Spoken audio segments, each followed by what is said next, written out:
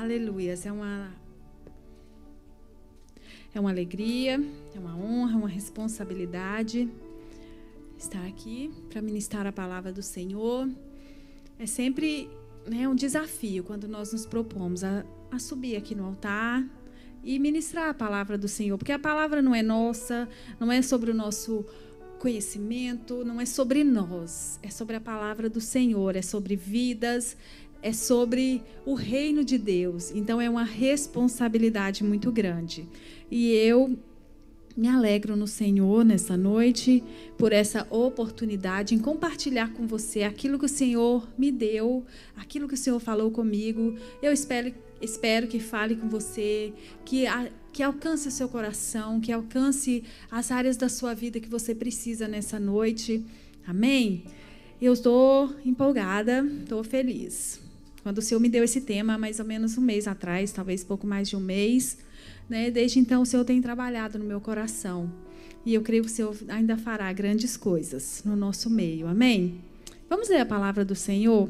Eu vou ver bem o texto que nós escolhemos. Tem uma parte dele que está até ali. Em Lamentações 3, eu vou ler alguns versículos. E eu gostaria que você acompanhasse comigo, se você tem essa possibilidade.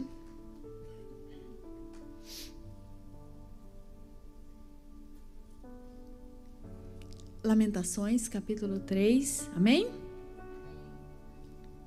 Só a Larissa acho que ela encontrou. Só escutei o amém dela. Amém? Vamos ler a palavra do Senhor. Eu vou ler o versículo de 1 a 6 e depois eu vou ler o 16 ao 24. Lamentações, capítulo 3, que diz assim: Eu sou aquele homem que viu a aflição pela vara do seu furor. Ele me guiou e me fez andar em trevas e não na luz. Deveras fez virar e revirar a sua mão contra mim o dia todo. Fez envelhecer a minha carne e a minha pele, quebrou os meus ossos. Edificou contra mim e me cercou de fel e de trabalho. Assentou-me em lugares tenebrosos, como os que estavam mortos há muito. Vamos ler agora o 16, a partir do 16. E diz assim, a partir do versículo 16: Quebrou com cascalho os meus dentes, abaixou-me na cinza, e afastastes de paz a minha alma, esqueci-me do bem. Então disse eu: já pereceu a minha força, como também a minha esperança no Senhor. Lembra-te da minha aflição e do meu pranto, do absinto e do fel. Minha alma certamente disto se lembra, e se abate dentro de mim. Disto me recordarei na minha mente, por isso esperarei. As misericórdias do Senhor são a causa de não sermos consumidas, porque a sua misericórdia não tem fim. Amém? A minha versão está um pouquinho diferente daquela ali, mas o sentido é o mesmo, né? O versículo 21 que diz, como está ali: quero trazer à memória o que pode me dar esperança. Oh, aleluia. Eu quis ler esse texto com vocês, uma parte do começo, para que nós possamos entender e nos situar naquilo que eu gostaria que você entendesse comigo nessa noite.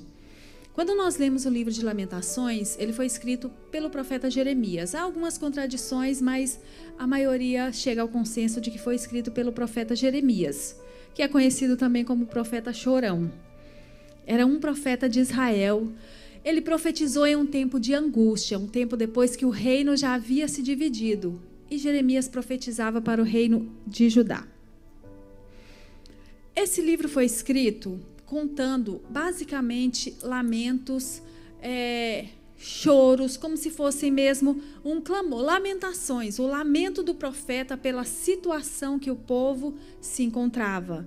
Jeremias foi chamado para profetizar, muitas vezes ele recebeu mensagens duras da parte do Senhor que ele precisava entregar ao povo.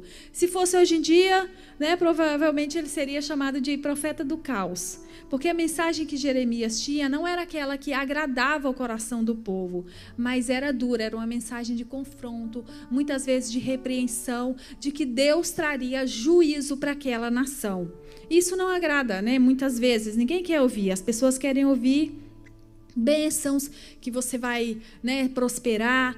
E pelo que nós lemos, quando nós lemos o livro de Jeremias, nós vamos entender pela história que Jeremias não era bem visto, não era uma pessoa querida, por causa da mensagem que ele entregava. Quando ele andava na rua, ele era apontado, ele era muitas vezes ridicularizado, né? Não tinha tantos amigos. O Senhor não permitiu que ele, né, constituísse uma família como um sinal da desobediência do povo. Jeremias foi preso, foi caluniado, passou todo tipo de humilhação por causa da mensagem que ele entregava. Jeremias não era contra o povo, ele amava o seu povo, mas ele precisava entregar aquilo que o Senhor lhe dava. E o cenário em que ele vivia, tudo que ele via à sua volta era destruição. O povo vivia numa aparente paz, mas ele sabia que vinha a destruição. O lamento dele era pela condição moral e espiritual do povo. Ou seja, Jeremias vivia em um tempo de tragédia. A sua vida, né, foi marcada por muita situação difícil. E por que é que eu quero começar te explicando tudo isso? Às vezes você me pergunta, mas o que isso tem a ver com Memórias? O que isso tem a ver com a série? Porque eu quero que você entenda, que você consiga se situar no lugar do profeta, para nós entendermos muitas vezes a fala dele, para nós entendermos o nível de angústia, o nível de clamor. Nós precisamos muitas vezes entender. É como que nós precisamos muitas vezes nos colocar no lugar de outras pessoas para conseguir entender o que aquela pessoa diz, o que aquela pessoa está sentindo e o que ela quer expressar. Porque muitas vezes a gente ouve coisas, mas a gente não consegue se colocar no lugar do outro. É a famosa empatia que todos pregam hoje em dia, que nós precisamos ter empatia. Então, o que eu quero que você tenha nessa noite, em primeiro lugar, é essa visão, esse lugar de onde estava o profeta, quando ele profere essas palavras. Quando nós começamos o capítulo, quando nós começamos a ler os versículos, é um pouco dramático às vezes, né? Parece assim, não é à toa que ele era o profeta chorão, porque parece meio dramático. As palavras que ele começa aqui é bem assim, de uma maneira lúdica, no sentido de figurada, mas é como ele descreve o castigo de Deus, a mão de Deus sobre o seu povo. É como ele descreve a realidade que ele vive, né? E ele vai assim aumentando o nível assim de angústia. Eu creio que à medida que vai trazendo essa angústia ao seu coração, ele vai expressando cada vez mais com aquilo que ele podia, chegando, né, ao ponto máximo da sua angústia. Mas é muitas vezes, quando às vezes nós nos encontramos, às vezes nós nos assentamos. Muitos dizem que quando Jeremias, alguns estudiosos dizem que quando ele escreve, quando ele profere esse lamento, ele estava sentado olhando para a ruína e a destruição do templo, que era o grande símbolo de poder e de alegria e de tantas coisas, de segurança do povo de Israel. E quantas vezes nós podemos estar como Jeremias, assentado, olhando, contemplando a destruição, a desordem à nossa volta. Quantas vezes nós nos pegamos assentadas, contemplando e meditando em tudo aquilo que nós temos vivido à nossa volta, na situação da nossa vida, do que já vivemos, do que já passamos, do que estamos passando no momento. Então, muitas vezes nós estamos como Jeremias, contemplando ruínas, contemplando palavras e situações difíceis. Muitas vezes a mensagem, aquilo que recebemos, não é agradável aos nossos ouvidos, mas é o que nós precisamos falar. E a crise, irmãs, a crise, já foi até dito aqui, a crise chega para todos. Todos nós vamos encontrar, vamos viver e atravessar momentos de crise na nossa vida. Ela vem em diferentes situações, em diferentes níveis, por diferentes motivos, mas ela sempre chega. Eu acho que eu não conheço uma pessoa na vida que nunca tenha experimentado ao menos um momento de crise durante a sua existência. Né? Por mais que tenhamos uma vida boa, tranquila, mas em algum momento da nossa vida nós vamos experimentar a crise, né? E muitas vezes a crise dura tempos, dura anos, a crise muitas vezes é difícil, envolve toda uma situação. Então nós podemos experimentar a crise, a dor, a angústia em vários níveis, em diversas áreas da nossa vida, em diversas situações. É inevitável que nós passamos por lá. Mas o que eu quero, uma das coisas que eu quero que você medite comigo e que você entenda comigo nessa noite, é que a crise é inevitável, mas é como nós olhamos para ela, é como nós enxergamos ela que vai definir a continuidade, qual o sentido, qual o aprendizado aquilo vai trazer para a nossa vida, né? E quando nós olhamos esse texto, quando nós chegamos ali, quando Jeremias chega, né, ao ápice com a sua angústia, ele pede ajuda. Quando nós lemos esse versículo, quero trazer à memória o que pode me dar esperança. É um clamor, é uma alma angustiada, aflita, que olha pelas suas condições humanas. Jeremias não enxergava nenhuma possibilidade, nenhuma saída. Mas quando ele olha, quando ele começa a trazer a sua memória, em outras versões diz que ele começa a se lembrar e ele realmente perde a esperança quando nós lemos aqui. Então disse eu, já pereceu a minha força, como também a minha esperança no Senhor. Lembra-te da minha aflição, do meu pranto. Ou seja, lembra-te de mim, Senhor. Olha para mim. Tem várias versões que dizem, né? Olha para a minha situação, olha para a minha aflição. E aí quando ele diz, quero trazer a memória, ele está pedindo ajuda. E é como nós, muitas vezes, quando nós estamos no nosso momento de crise, quando nós estamos contemplando situações que às vezes fogem do nosso controle e são grandes demais, muitas vezes pela nossa própria mente humana, pela nossa capacidade, nós não seremos capazes. Eu não sei se vocês já experimentaram, mas eu já experimentei algumas vezes. Quando nós começamos a pensar em coisas, em situações da nossa vida, e aquilo começa como se fosse rodando como espiral. Quanto mais você pensa em algo ruim, aí é como diz, um abismo vai puxando outro abismo. Você pensa em outra situação, e aquilo vai como se embolasse e você não vê saída. Quantas vezes nós nos pegamos dessa maneira? A gente olha e não vê saída, e a nossa mente vai indo, vai se enfraquecendo. É como se nós fosse realmente caindo no abismo. E é nessa hora que nós temos que clamar, porque é só com a ajuda do Espírito Santo de Deus que nós vamos conseguir ter esperança. E é necessário que nós possamos clamar como o profeta clamou. Eu quero trazer a memória. Quantas vezes eu já clamei, Senhor, vem, porque a minha mente não aguenta, a minha mente não acha uma saída. É como se eu tivesse presa ali em um labirinto e eu procurasse a saída, e a saída eu não encontrava. E muitas vezes a gente precisa dessa ajuda, dessa força sobrenatural, que é do Espírito Santo de Deus. E essa é uma das coisas que eu quero compartilhar com você nessa noite. Peça a ajuda do Espírito Santo de Deus quando você se encontrar nessa situação, porque é só o Espírito Santo de Deus que pode, muitas vezes, agir na nossa mente, nos trazer motivos para ter esperança, motivos para continuar, porque nós olhamos para a situação, mas é o Espírito Santo de Deus que vai trazer calma e paz ao nosso coração, e mudar, e nos fazer trocar a visão, trocar a nossa perspectiva. Muitas vezes a situação não vai ser trocada de imediato, mas o nosso ânimo, os nossos olhos vão enxergar aquela situação de outra maneira, quando o Espírito Santo de Deus traz à nossa memória o que nos dá esperança. E o que é que nos dá esperança no tempo de crise, irmãs? Quando nós olhamos para esse versículo, aí eu te pergunto, o que é que pode nos dar esperança? O que é que pode nos ajudar nas situações de crise? Hoje em dia está tão em alta, né, palavras de afirmação, nada contra, pensamento positivo, palavras positivas, você vai vencer, e tantas coisas, autoajuda, tantas coisas nós podemos ouvir.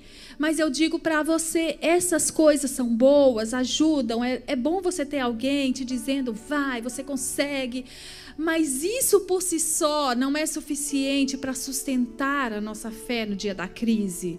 A palavra que vem muitas vezes de outro, palavras que nós ouvimos, às vezes promessas, até mesmo às vezes palavras de profecia que nós ouvimos, talvez por si só não é suficiente para sustentar a nossa fé, porque são vagas, são para um tempo que você não sabe como, são coisas que você não entende, mas o que é que sustenta a nossa fé verdadeiramente? É quando nós olhamos para a palavra de Deus, quando nós vemos que o profeta começa a meditar, ele não começa a recitar as profecias, mas ele começa a falar de quem Deus é.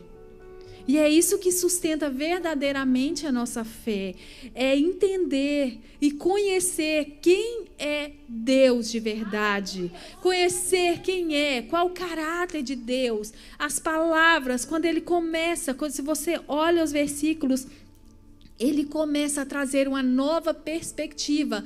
Até então ele estava se lamentando pelo castigo de Deus, pela mão pesada do Senhor. Ele estava ali recitando tudo que a mão do Senhor tinha trazido, mas a partir daquele momento ele traz à sua memória quem Deus era.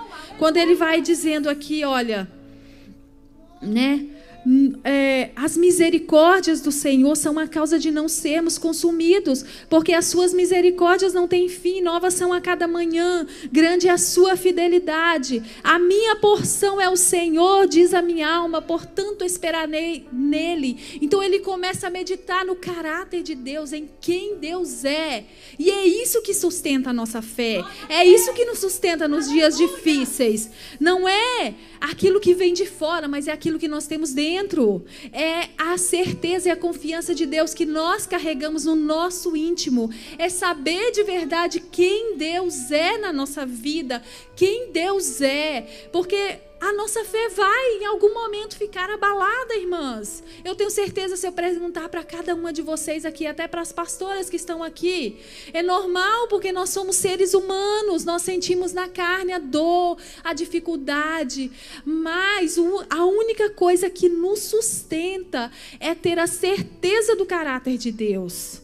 Não são palavras soltas, por mais verdadeiras que elas sejam, mas o que nos sustenta a nossa fé é ter a certeza do caráter de Deus. O que sustentava o povo de Israel era saber quem Deus era, o que Deus já tinha feito, a mão poderosa do Senhor que já tinha livrado. E é isso que vai transformando o espírito do profeta, é isso que vai trazendo a ele esperança, é o caráter de Deus. E é aí que vem a nossa força. É aí que esse é o primeiro segredo que eu vejo que nos faz resistir aos dias difíceis, que nos faz resistir à crise. Esse é o segundo ponto. É como nós vamos resistir à crise que é inevitável. É confiando e conhecendo o caráter inabalável de Deus. Porque vai vir a dor, vai vir o choro. E eu aprendo também na Bíblia que Deus não nos proíbe de chorar, de lamentar, de sentir tristeza. Se nós lemos os Salmos, se nós lemos os livros que foram deixados, muitas vezes eles se lamentam, até o apóstolo Paulo, todos eles.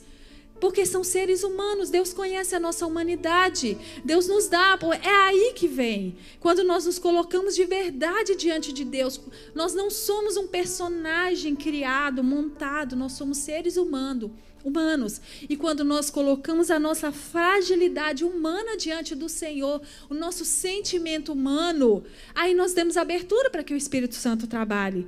Porque é aí que nós mostramos de verdade onde está a nossa necessidade. Quando o profeta clama, olha, a minha esperança já se esgotou. Deus, por favor, traz a esperança de volta ao meu coração. E aí vem, a esperança volta, e a esperança começa a vir. Ele começa a enxergar de uma nova perspectiva. E ele começa a trazer à sua memória aquilo que dá esperança. Ou seja, ele começa a se lembrar. Todos nós temos memória, produzimos memória o tempo inteiro. Desde o momento que nós nascemos, a nossa vida, o nosso corpo humano começa a produzir memórias. As nossas memórias, elas são o quê? São a nossa história, a nossa identidade. No dia que eu estava dirigindo, eu estava vindo do trabalho, a pastora vai lembrar, eu liguei para ela, acho que eu mandei mensagem, depois eu liguei, não lembro, mandei um áudio. Mas quando o Senhor me deu esse título, foi a primeira coisa que o Senhor falou comigo, que as nossas memórias carregam a nossa identidade. E a nossa identidade só será firme e curada em Deus quando as nossas memórias forem curadas e saradas em Deus. Quando tudo aquilo que nós já vivemos for posto diante de Deus e tratado por Ele, aí nós poderemos ter uma identidade verdadeiramente sarada e curada. As nossas memórias, irmãs, elas vêm, como eu disse, nós não escolhemos, o nosso corpo produz por si só. É um mecanismo que nós temos no nosso cérebro, nós vamos produzindo e o nosso próprio corpo vai trabalhando e eliminando. Umas vão ficar e outras vão se embora. Umas vão ser mais evidentes na nossa vida, nós vamos guardar. Nós guardamos coisas, às vezes, da nossa infância. Eu sou mais velha que o meu irmão mais novo, que vem aqui, que muitas de vocês conhecem, 2 anos e 11 meses, exatamente. Ele nasceu no dia 15 de julho e eu nasci no dia 15 de agosto. Eu tinha 2 anos e 11 meses quando ele nasceu. E eu me lembro do nascimento. Eu me lembro da minha mãe sentada na cama com aquele bebê no colo. Eu me lembro dele engateando, a gente brincando pela casa, ou seja, eu não tinha nem 3 anos. Mas eu não me lembro, por exemplo, da minha mãe grávida, que foi no mesmo dia, um dia antes. E assim, a nossa mente vai selecionando e vai guardando. Eu me lembro de coisas de quando eu era criança, situações. Eu me lembro que eu quase morri uma vez, quase caí dentro de uma mina. Mas tem outras coisas que eu não me lembro. Por exemplo, se você perguntar para mim o que eu tomei no café da manhã de um mês atrás, eu não vou me lembrar. Provavelmente, talvez eu não me lembre nem de 2 dias atrás. O que eu quero dizer para você? Que nós não selecionamos muitas vezes. Muitas coisas ficam guardadas na nossa mente. E, às vezes, nós temos tendências a enfatizar, principalmente, o que foi de ruim.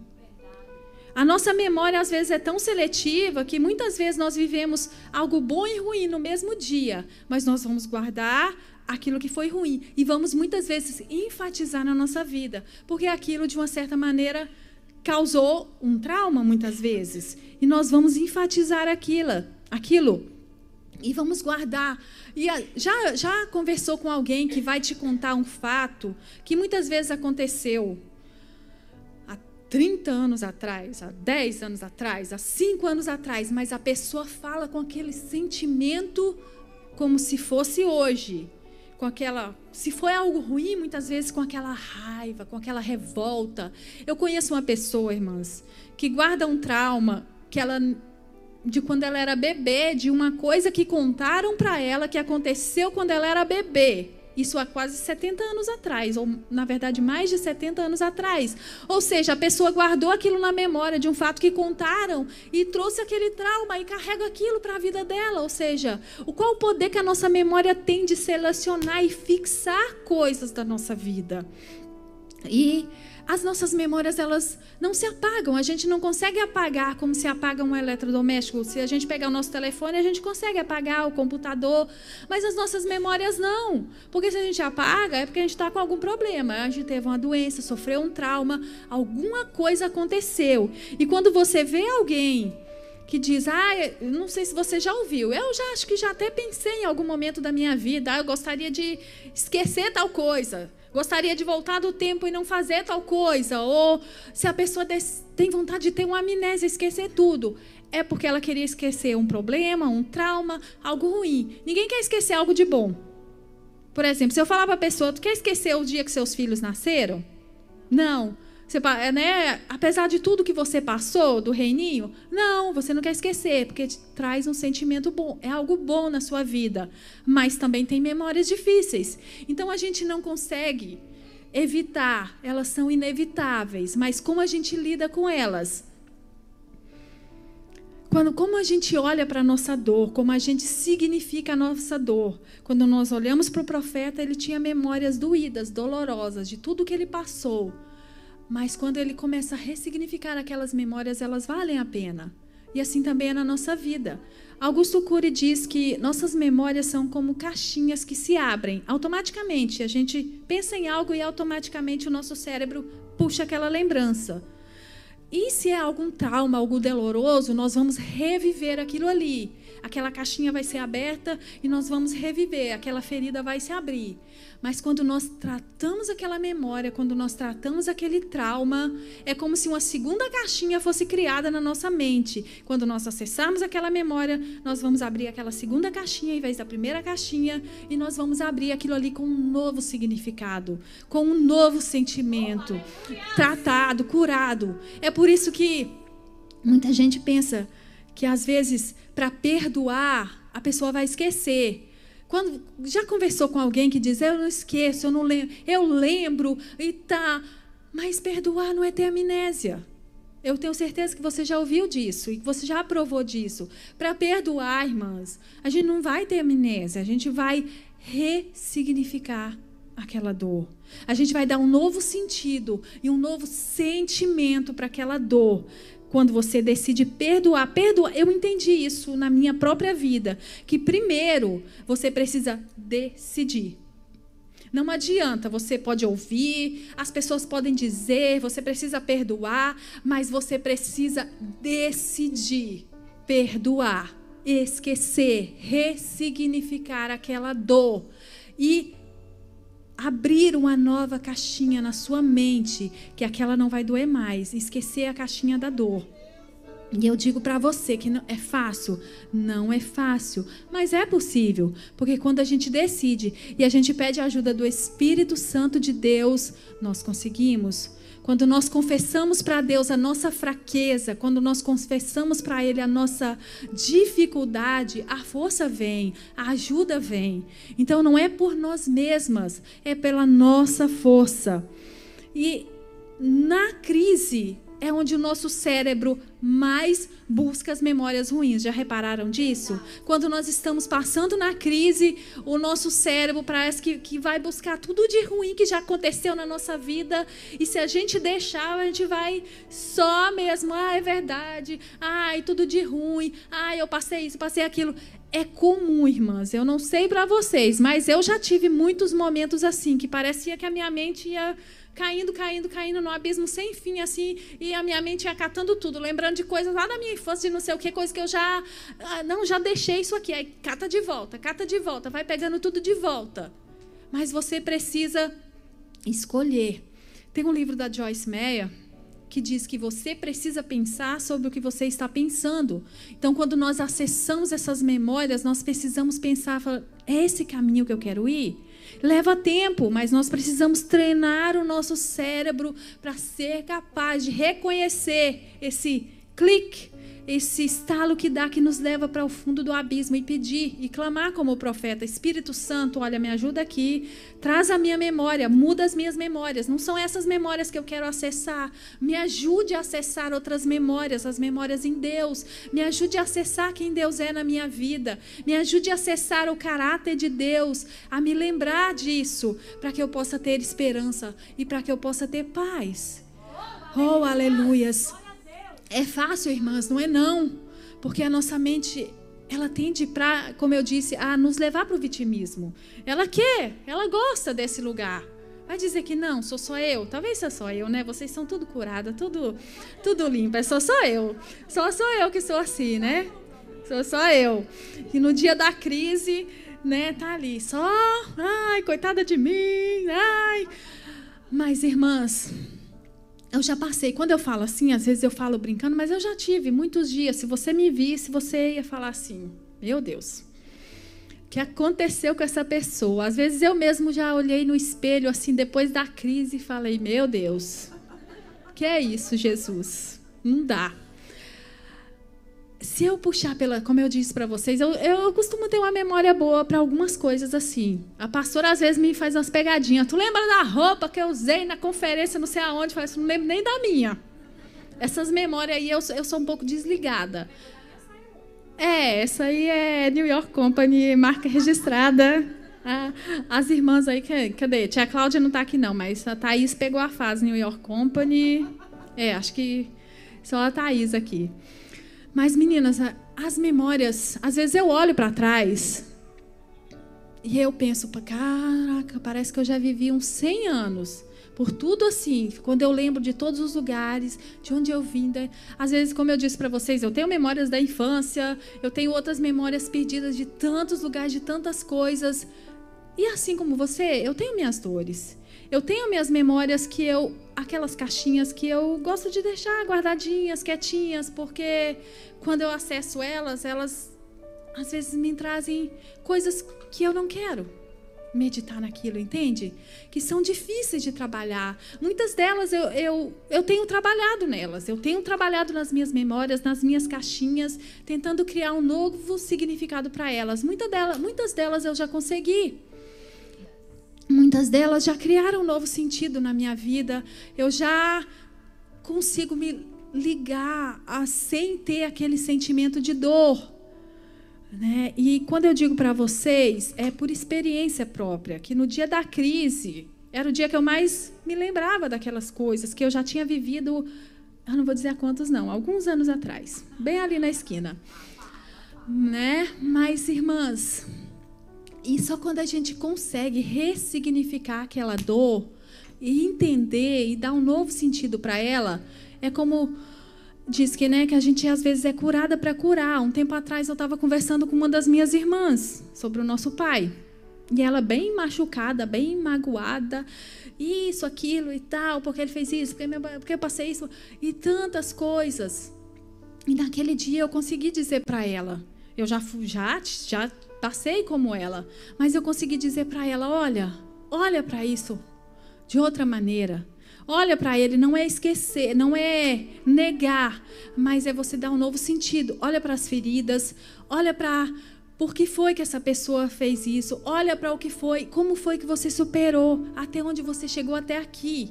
Irmãs, eu digo para vocês, por muito tempo da minha vida, falar sobre o meu pai, eu não falava com essa naturalidade. Eu confesso, por um tempo, eu até dizia que eu não tinha pai, meu pai era vivo. Aí as pessoas às vezes ficavam confusas, pensavam que não, eu tenho pai. Meus pais eram casados quando eu fui gerada.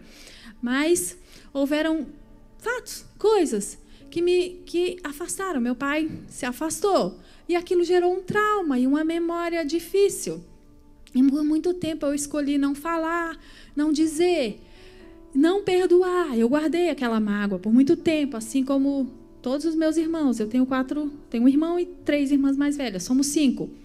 Né? E isso foi um trauma na nossa vida, muito tempo. Cada um teve que trabalhar da sua maneira. E quando eu consegui entender e não esquecer, eu não esqueci, eu me lembro de tudo o que eu passei por causa das atitudes dele. Mas hoje não me dói mais como me doía. Hoje eu não sinto mais aquela ferida. Hoje eu consigo olhar para a história dele e ver. Não negar o que ele fez, mas ver qual foi o caminho que levou até ali, tudo que ele passou. O que eu quero dizer para vocês?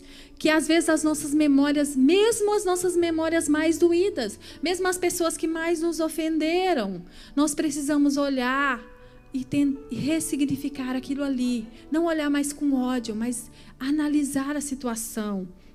E por muito tempo as pessoas diziam, tá negando não sei o quê, porque a pessoa morreu, ficou bonzinho.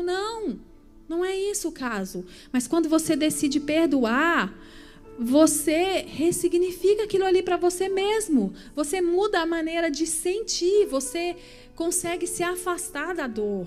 E esse é o ponto principal que eu quero dizer para vocês nessa noite. O nosso passado existe, ele não pode ser mudado. Como eu disse para minha irmã naquele dia, olha, nosso pai está morto, vai fazer 17 anos agora em novembro. Não adianta, nem se ele estivesse vivo, ele poderia voltar atrás e refazer tudo o que ele fez. Mas nós estamos vivas. Nós podemos escolher ter um outro caminho. Nós podemos escolher ou viver com esse sentimento, remorrendo, amarguradas, ou ser livres dele e continuar a nossa vida e ver o que nós construímos e conseguimos. Entende, irmãs? Esse é o principal ponto que eu quero falar para vocês nessa noite. E se eu pudesse dar um título para essa mensagem, seria esse: ressignificando a sua história. Porque a nossa história são as nossas memórias, não é assim? Eu quero trazer à memória o que me dá esperança. Então, olhe para a sua história com um olhar de esperança, por mais difícil de que seja. E eu te digo como fala, com propriedade da palavra. Às vezes é difícil, é muito difícil, mas faça esse exercício e peça ajuda ao Senhor. Olhe para a sua história e veja a mão, o cuidado do Senhor. Não tem como nós apagarmos tudo que nós vivemos, mas tem como nós olharmos para aquilo com sentido de crescimento, com sentido de aprendizado e não sentir mais aquela dor, porque a dor, ela nos leva para um lugar de raiva, de mágoa, e nada disso traz benefício para a nossa vida. Então esse é o ponto que eu quero deixar para você nessa noite. Faça como o profeta Jeremias. Ainda que ele fosse preso, ainda que ele era maltratado pelo povo, ele não deixou de amar o povo, ele não deixou de orar. Se você lê o livro de Jeremias, ele ora, ele clama pelo povo, ainda que o povo maltratasse e causasse nele memórias difíceis, ele não deixou de amar. Então trabalhe as suas memórias, se for possível, peça ajuda psicológica, peça ajuda de um profissional, de um pastor, um aconselhamento, mas trabalhe. Se você sente que tem algo que te prende, que te impede, que te leva para um lugar escuro, trabalhe isso em você, trabalhe na sua mente, trabalhe os seus traumas. Não é errado, não é vergonha, não é sinal de fraqueza, mas é sinal de maturidade de alguém que quer crescer, que quer ressignificar as suas memórias e ter esperança. Trazer esperança de um novo futuro, de uma nova vida. Porque enquanto eu tenho aprendido, eu tenho estudado sobre isso, porque enquanto nós carregamos e não tratamos as nossas memórias, elas continuam feridas, nós vamos, como a Bruna disse aqui, muitas vezes ferir outros e vamos impedir que Deus trabalhe na nossa vida. E vamos impedir que verdadeiramente o Espírito Santo haja na nossa vida. Então, abra o seu coração e peça ao Senhor. Acesse aquelas memórias difíceis. E você pode se colocar de pé, que eu já estou encerrando.